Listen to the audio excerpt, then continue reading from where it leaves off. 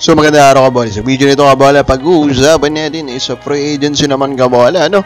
After mapanood yung mock draft natin and unlocked of trade rumors kabola, it's time to go to free agency. Madami din po kasing happening even sa bagong head coach po ng Magnolia Hatchets. So hindi pa nakasubscribe, pakipindot naman po yung subscription button kabola. Dito muna tayo kabola sa i-idol nyo na si Mr. Longbam. Gumawa daw siya ng record sa NBL kabola.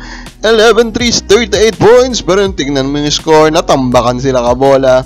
So still, Mr. Longbam, meron pa rin naman po siyang in a way mga attention no, nasa kanya pa rin po naman. So, si Allen Gulanadi kabola is going now to Pangasinan, will now play for Pangasinan kabola. And for me, this is a big signing for Pangasinan if they will maximize Gulanadi kabola. Remember kabola, pumasok po to sa PBA, he was a Gilas draftee. Bakit to Gilas draftee? Kabola, kasi nga po yung kanya pong potential din is mataas kabola. Ano po?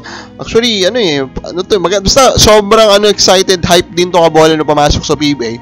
Unfortunately lang, hindi niya in a way na-meet no, yung hype po kabola patungkol po sa kanya. Now, bakit hindi niya na-meet? Nandiyan yung injuries kabola. Nandiyan din siguro na talagang din siya talaga na mishype kumbaga kabola, na overrate.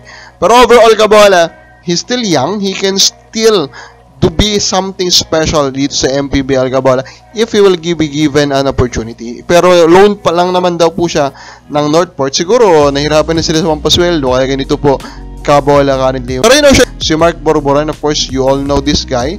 Mark Borboran kabola, tagal lang, haban na his last na kabola, I do believe no, sa rain or shine kabola. Of course Escandor, ito yung bata kabola, rookie ito kabola, papunta pa lang sophomore. Unfortunately, hindi siya nabigyan kasi ng kabola ng enough na playing time dito sa Rain or Shine. Kasi nga naman po, yung wing position po kabola ng Rain or Shine is sobra din naman talaga it's super deep kabola. Pero for me, actually Skandor is something very interesting kabola, hardworking player, mayaman to na player kabola.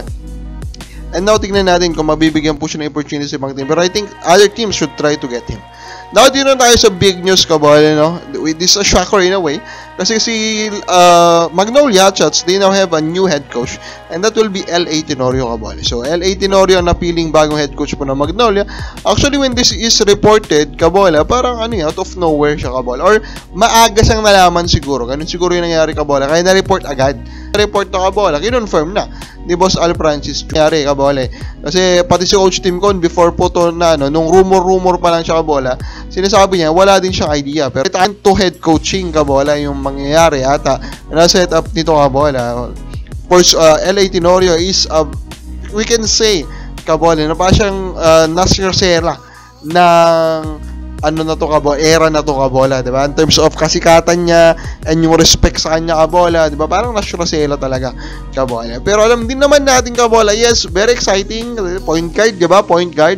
Pero actually, titignan mo nga kabola, sa current batch po ng mga head coach ngayon kabola, hindi naman mga point guard head coach kabola, yung mga elite coaches natin, diba? I mean, of course, meron naman dyan kabola, diba? Tingnan natin if that will be Coach L.A. Tenorio kabola. Now, the possibility of him becoming a playing coach was, of course, floated din kabola. Pero I do not think na matanda na siya, and even Coach Tim Con actually cannot entrust him with consistent playing time na kabola. So, I think Coach L.A. kabola knows din naman yung limits niya. So, I don't think it will be productive for them. Now, Magnolia Hatchets kabola, anong pwede nila expect? L.A. Tenorio kabola is a little bit traditional kabola, is a traditional system yung pwede nilang expect Coach L.A. Which means kabola, you expect players po that are hardworking kabola to flourish for him kabola. So will he of course finally help Magnolia win another championship? We will see, pero I'm actually doubtful. Kabola, okay ba tong napili ng Magnolia? Comment na puso ba?